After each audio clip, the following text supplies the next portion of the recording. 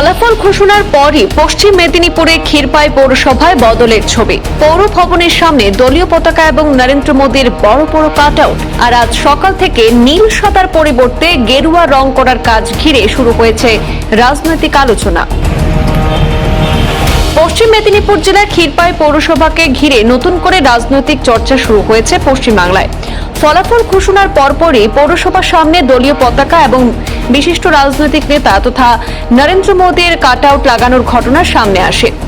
এরপর আজ সকাল থেকে পৌরসভার সামনে আগে থাকা নীল সাদা রঙের পরিবর্তে গেরুয়া রং করার কাজ শুরু হয়েছে বলে স্থানীয় সূত্রে জানা গিয়েছে। এই ঘটনাকে কেন্দ্র করে এলাকায় বিভিন্ন মহলে আলোচনা তৈরি হয়েছে। হ্যাঁ, রং হচ্ছে।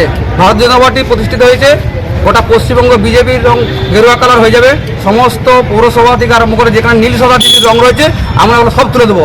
তাই আমরা আপাতত ক্ষীরপাই পৌরসভাতে যেখানে নীল সাদা রং ছিল সেগুলোকে আমরা তুলে দিয়ে গেরুয়া করে দিচ্ছি।